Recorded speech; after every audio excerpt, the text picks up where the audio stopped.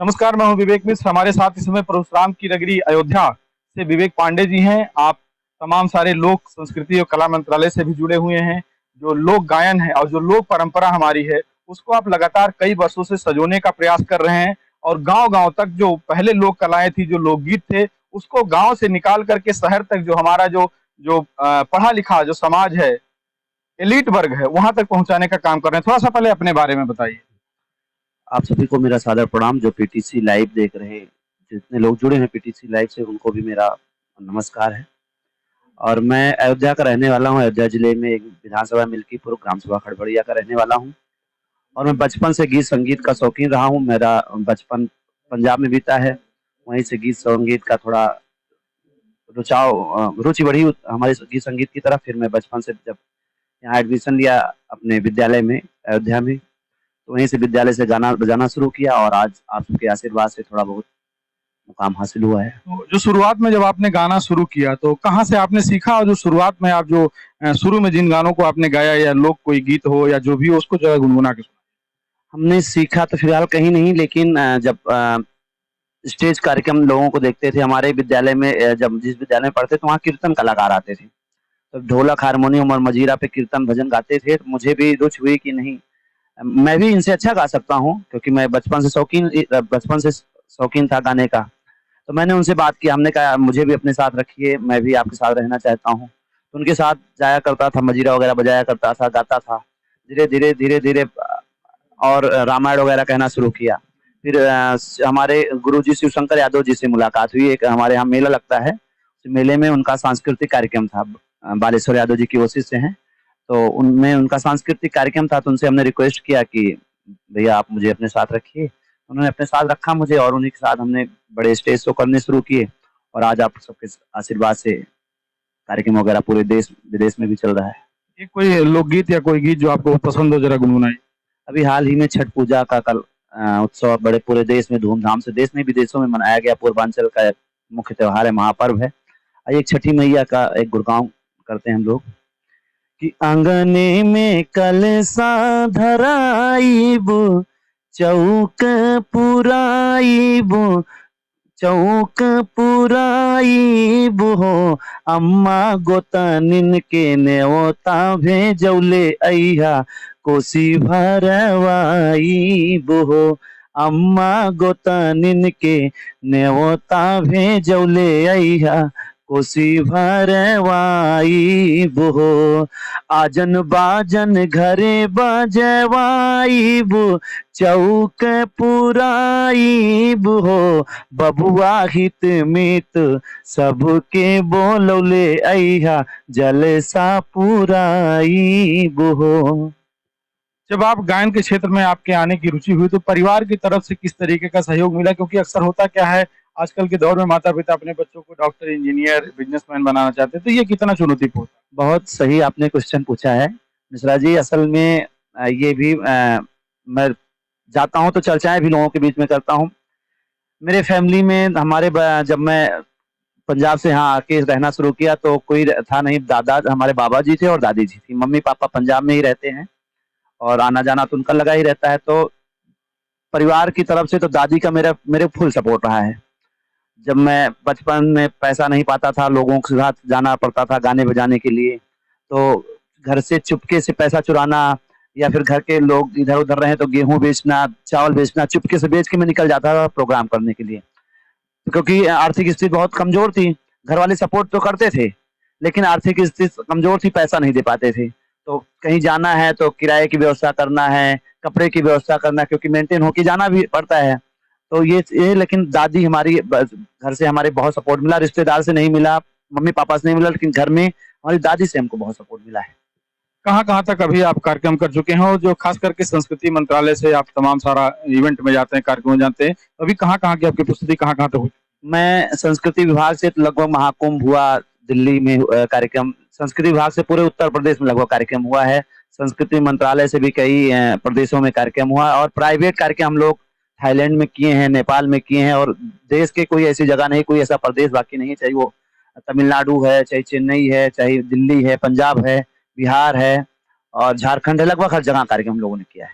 लोक संस्कृति से आप जुड़े हुए हैं, लोकगीतों से जुड़े हुए हैं, सरकार की तरफ से तमाम सारे प्रयास किए जा रहे हैं, कितना जो जमीनी स्तर पर कितनी सरकार सफल हो पा रही मैं लोक संस्कृति की जहाँ बात आती है वहाँ पिछली सरकार की अपेक्षा इस सरकार में लोक संस्कृति को बढ़ावा देने के लिए हमारे मुख्यमंत्री जी माननीय योगी आदित्यनाथ जी, हमारी प्रदेश की सरकार भारतीय जनता पार्टी की सरकार पूरी तन्मयता के साथ लगी हुई है और पिछली सरकार से कई ज्यादा गुना सफल भी है। लोक संस्कृति की जहाँ बातें आती हैं, वो चाहे उत्तर प्रदेश संस्कृति विभाग के कलाकारों की बात हो, कलाकार समय समय से कार्यक्रम, जहाँ पिछले साल में हम लोग जब पिछली सरकार थी तो हम लोगों को संस्कृति विभाग होता क्या है मुझे जानकारी नहीं होती थी, और अब की सरकार में साल में 5 कार्यक्रम 6 कार्यक्रम हम लोगों को संस्कृति विभाग से मिलते हैं और इससे हम लोगों को रोजी रोटी और कलाकारों की रोजी रोटी चल पा रही। इसके लिए मैं आभार देना चाहता हूँ। इसके लिए भारतीय जनता पार्टी ने हर जिले में सांस्कृतिक प्रकोष्ठ भी बनाया है। लोक संस्कृति के लिए, अपनी विलुप्त होती कलाओं के लिए सरकार ने प्रकोष्ठ बनाया। उसके लिए भी हम लोग प्रयास भी करते हैं कि क्या नाम जो हमारी लोक संस्कृति विलुप्त हो रही है वो फिर से जागृत हो। लोकगीत को गांव से निकाल करके अंतर्राष्ट्रीय मंच तक शारदा सिन्हा जी ने पहुंचाया। अभी 2 दिन पहले उनका निधन हुआ। अपने चैनल के तरफ से भी उनको विनम्र श्रद्धांजलि अर्पित करते हैं। कैसे याद करना चाहेंगे उनको और क्या कुछ आपको सीखने को मिला? शारदा सिन्हा जी हमारे बीच में रही बड़ी दुखद घटना है। देश की धरोहर थी, पद्म विभूषण थी, देश का सर्वोच्च सम्मान उनको मिला था। आज हम लोगों के बीच में रही। हर मंचों पे अगर कोई भी शादी विवाह, किसी के घर में कोई भी पारंपरिक व संस्कार कोई कार्यक्रम होता है तो बिना उनके गीतों के नहीं संपन्न होता है। आज नहीं है हम लोगों के बीच में, हम लोग उनको याद करते हैं। अभी कल ही हम लोग छठ पर्व मनाए हैं, सभी मंचों पे उनके श्रद्धांजलि के रूप में उनके गीत बजे हुए हैं।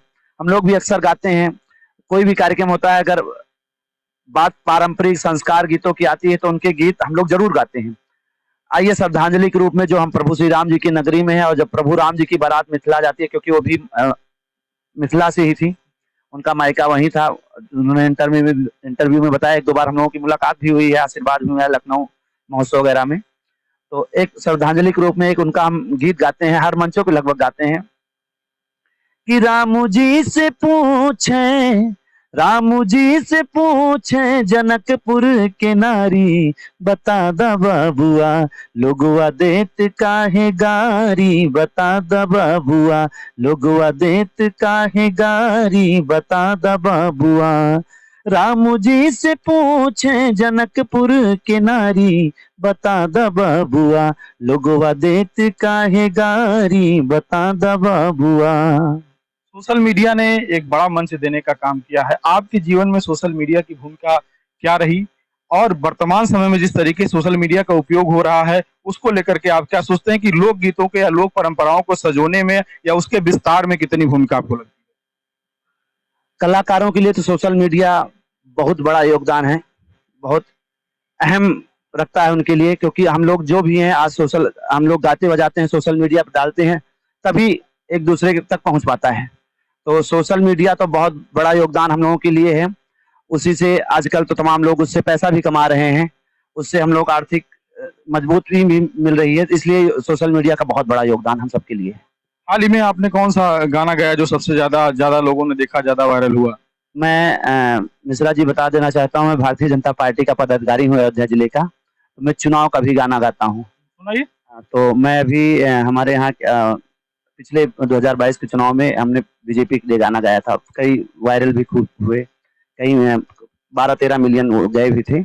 और हाल ही में हमारे यहाँ अयोध्या जिले में मिल्कीपुर का उपचुनाव होने वाला है, कुछ कारणवश टल गया है, बाकी 9 सीटों पे चुनाव हो रहे हैं। क्या है माहौल चुनाव का मिल्कीपुर का? आपने चर्चा छेड़ दी है, तो वहाँ पे समीकरण क्या है? वो वहाँ से जो है बड़ी सीट थी भारतीय जनता पार्टी के लिए, और चुनाव में जो ये लोकसभा चुनाव में वो सीट रिक्त हुई है, लल्लू सिंह जी चुनाव हार गए, उसके पीछे उनका ही बयान विवादों में रहा, जिस तरीके से उन्होंने विवाद दिया। तो क्या माहौल वहाँ पे बनता हुआ दिख रहा है, उस पर थोड़ी सी बात हो जाए। किस तरीके से समीकरण आप पार्टी के पीछे बनता हुआ देख रहे हैं और मुद्दा क्या है अयोध्या में भारतीय जनता पार्टी के लिए? इस उपचुनाव में क्या मुद्दा बनता हुआ दिख रहा है? अयोध्या से भारतीय जनता पार्टी, आदरणीय लल्लू सिंह जी तो चुनाव हारे ही हैं, लेकिन वहां से माननीय जो मिल्कीपुर से रिक्त सीट हुई है, वहां से मिल्कीपुर के विधायक थे अवधेश प्रसाद जी, वो अयोध्या जिले के सांसद हुए हैं, तो वो रिक्त सीट खाली हुई है और माहौल अयोध्यामय हो गया है, यानी कि भाजपामय हो गया है और पुनः भारतीय जनता पार्टी को जीत मिलेगी। क्या वहां तो बता रहे हैं जातीय समीकरण का भाजपा के ऊपर भारी पड़ने वाला है? जातीय समीकरण वहां पे कुछ सपा के हिसाब से ज्यादा समीकरण दिख रहा है। जातीय जो समीकरण, चुनाव का मुद्दा क्या रहेगा? जातीय समीकरण रहेगा कि जो काम भाजपा ने अयोध्या में किया वो रहेगा? आपको क्या लगता है? दोनों रहेगा, दोनों रहेगा, क्योंकि जो अयोध्या में हार हुई है, मैं पहली जो अयोध्या में हार हुई है, इसको लोगों को जो बेइज्जती का सामना करना पड़ रहा है, लोग कहीं जाते, विश्व पटल पे अपमान। हाँ, अपमान जो सहना पड़ रहा है, उसको लेकर अब वो गलती भारतीय जनता पार्टी के लोग, अयोध्या के लोग दोबारा नहीं करना चाहते हैं। पहला अहम मुद्दा तो ये है। और दूसरी बात, विकास कार्य को लेकर किसी को बताने की जरूरत नहीं है, पूरे देश दुनिया के लोग अयोध्या में आ रहे हैं। अयोध्या में जो विकास कार्य हुए हैं उसका भी विशेष प्रभाव है। तो 2 लाइन कोई गीत गुनगुनाइए, फिर आखिरी सवाल, उसके बाद इंटरव्यू खत्म। एक सुंदर सा लोकगीत हम लोग सब मंचों पे गाते हैं कि तोहरा से राजी ना ये बलमुआ, तोहरा से राजी ना, कि तोहरा से राजी ना ये बलमुआ, तोहरा से राजी ना, कि हमके झुलनी बिना तरसौला बलमुआ, तोहरा से राजी ना, कि हमके झुलनी बिना तरसौला बलमुआ, तोहरा से राजी ना, बागु लगाया ना ये बलमुआ, बगीचा लगाया ना, बागु लगाया ना ये बलमुआ, बगीचा लगाया ना, अरे बागु लगाया ना ये बलमुआ, बगीचा लगाया ना, कि हम काने बुला बिना तरसौला बलमुआ, तोहरा से राजी ना, कि हमका झूलनी बिना तरसौला बलमुआ, तोहरा से राजी ना।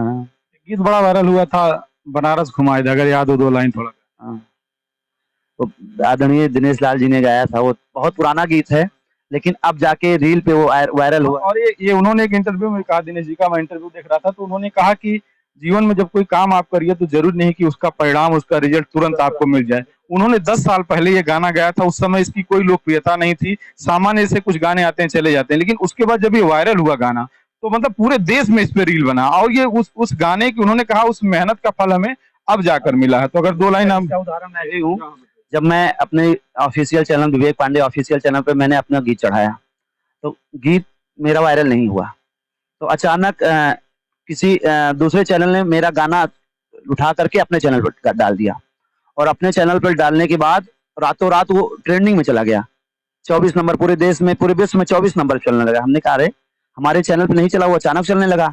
और उसने क्या किया, वो सबका गाना उठा उठा के उस चैनल डालता था, और मेरा भी डाला, तो कन्हैया मित्तल जी का डाला, पवन जी का डाला, तो किसी ने उसका स्ट्राइक मार दिया, स्ट्राइक मार दिया, चैनल वगैरह उड़ गया उसका। तो जब उसका चैनल उड़ गया, तो वही गाना मेरे भी ट्रेंड करने लगा। मतलब जब मैंने डाला, 1 महीना 2 महीना बीत गया, नहीं कुछ हुआ, चौथे 5वें महीने में, तो जरूरी नहीं है जो दिनेश भैया ने कहा कि तुरंत परिणाम नहीं मिलने वाला है। तो आइए, वो गीत की चर्चा हो रही थी, मुझे पूरा तो नहीं याद है, लेकिन वो 2 लाइन याद हो। ए राजा हम के बनारस घुमाएदा, ए राजा हम के बनारस घुमाएदा, मुझे बहुत, चल के गोदौलिया के पनामा खियाईदा, चल के गोदौलिया के पनामा खियाईदा, ए राजा हम के बनारस घुमाईदा, ए राजा हम के बनारस घुमाईदा। अभी कुछ दिन पहले आपका बस्ती में कार्यक्रम होता संस्कृति मंत्रालय का, उसमें एक गाना आपने अपने साथी कलाकार के साथ एक गाना गाया था, वो भी दिनेश लाल जी का गाना है, बड़ा अच्छा हमको वो गाना। हाँ, तो अगर याद हो सुना दीजिए, फिर एक आखिरी सवाल आपसे। मैं लगभग ये गाना हर मंचों पे गाता हूँ, क्योंकि पारंपरिक गीत है, और हमारे यहाँ इसको 12 मासा कहते हैं, तीनों ऋतुओं का वर्णन किया। इसको थोड़ा सा, इसके गाने का जो भी महत्व है उसके बारे में, कौन सी विधा है वो भी बताइए। ये 12 मासा है और तीनों ऋतुओं का वर्णन हुआ है। दिनेश लाल जी, आपने निरहुआ हिंदुस्तानी फिल्म देखी होगी, उसमें दिनेश लाल जी और आनपाली जी ने इस पे एक्टिंग किया है, और आलोक कुमार जी ने इसको गाया है। बड़ा अच्छा गीत है, लगभग ये पुराना गीत है। अब की जो हमारी फिल्में भोजपुरी की आ रही हैं, ये पुराने पुराने गीत उठा के गाए जा रहे हैं, जो हम विलुप्त हो गए थे। माताएं बहनें भी पहले गाया करती थी। बहुत अच्छा गीत है। जब क्या नाम, दिनेश लाल जी खेतों में काम कर रहे होते हैं, तो आनपाली जी उसमें अपने यहाँ हाँ लेकर जाते हैं, खरमिटाव अपने यहाँ कहते हैं उसको, लेके जाती हैं, तो वो क्या नाम गीतों के माध्यम से कहती हैं कि नई झुलनी के छैया बलम दोपहरिया बिताइला हो, नई झुलनी के छैया बलम दोपहरिया बिताइला हो, आवा बिताइला दोपहरिया बिताइला, आवा बिताइला दोपहरिया बिताइला, फिर दिनेश जी उधर से आते हैं फावड़ा लेकर, कहते हैं यही झुलनी के छैया गोरी हम जिनगिया बिताई ले बुहो, यही झुलनी के छैया गोरी हम जिनगिया बिताई ले बुहो, जिंदगी बिताई ले जिनगिया बिताई ले, जिंदगी बिताई ले जिनगिया बिताई ले, यही झुलनी के छैया गोरी हम जिनगिया बिताई ले बुहो। चलिए, एक आखिरी सवाल, जो नए युवा इस क्षेत्र में आना चाहते हैं उनके लिए क्या संदेश देना चाहेंगे, और अगर बीच में उनको कहीं हार मिलती है, कहीं संघर्ष करना पड़ता है, तो फिर कैसे उससे निपटें वो? जो नए युवा आना चाहते हैं, जो आ रहे हैं, उनके लिए तो एक ये है कि मेहनत नहीं करना चाहते, उनको क्या है कि डायरेक्ट स्टूडियो पहुंच जाए, रिकॉर्डिंग कर दें, संगीत की बिल्कुल जानकारी नहीं होती है, क्या कहाँ सुर लगना है, कहाँ रिदम पकड़ना है, कहाँ क्या है। तो उनसे एक ये निवेदन है, जो भी लोग आ रहे हैं संगीत को सीखें, संगीत को जानें, प्रैक्टिस करें, रियाज करें। ठीक है, उनको गुरु नहीं मिल पा रहा है, वो गांव में रहते हैं, वहाँ संगीत क्लास नहीं चल पाती, वो दूर हैं, तब भी ऑनलाइन तमाम क्लासें हैं, तमाम सोशल मीडिया के फार्म है जो ऑनलाइन क्लासेस चलाते हैं। तो उनसे एक निवेदन है, बिना संगीत सीखे, बिना संगीत पढ़े, बिना संगीत को जाने, क्योंकि जब उनको बड़े मंचों पर बड़े कलाकारों के साथ सामना करना पड़ता है, उसमें से मैं भी हूँ, जब बड़े कलाकारों के साथ सामना करना पड़ता है शर्मिंदगी महसूस होती है। अभी हाल ही में मैं कुशीनगर महोत्सव गया, तो ठीक है, मैं संगीत का ठीक ठाक कलाकार हूँ अपने आप में, सबका आशीर्वाद है, लेकिन जैसे अनूप जलोटा जी, तृप्ति साकिया जी, तमाम ऐसे कलाकार उस मंच पे थे, तो मुझे भी अपने आप में, ठीक है, पब्लिक ने कुछ नहीं कहा, पब्लिक नहीं जान पाई क्या है कैसे है, लेकिन जो कमियां होती हैं मुझे अपने आप में एहसास होती हैं कि वो इतना अच्छा गा रहे हैं, वो यहाँ से किया ये कर रहे हैं और मैं नहीं कर पा रहा हूँ। तो जब तक आदमी सीखेगा नहीं, पढ़ेगा नहीं, तो वो संघर्ष करता रहेगा, उसको सफलता नहीं मिल पाएगी, और बीच में उनको हार, जो आपने कहा ना, हार मानना पड़ जाएगा। जब हार मानना पड़ जाएगा तो 4 साल 5 साल 6 साल जो संगीत में उन्होंने दिया है वो किसी काम का नहीं रहेगा। तो निवेदन एक उनसे ये है कि शुरू में मेहनत करके संगीत को सीखे, संगीत को जाने और प्रैक्टिस करें, तब संगीत लाइन में आए। देखिए, अभी हमने विवेक पांडे जी से बात की और तमाम सारे अहम मुद्दों पर बात हुई। आपका भी ये कहना है कि जो लोग संगीत के क्षेत्र में या किसी भी क्षेत्र में जो आप काम करते हैं, संघर्ष करते हैं, तो हमेशा एक चीज का विशेष ध्यान रखिए कि हर दिन अपनी कमियों को खुद से जांचिए और उस पर हर दिन सुधार करिए, लगातार लगे रहिए, सफलता एक दिन जरूर मिलेगी। बस्ती से पीटीसी लाइव के लिए विवेक कुमार मिश्र।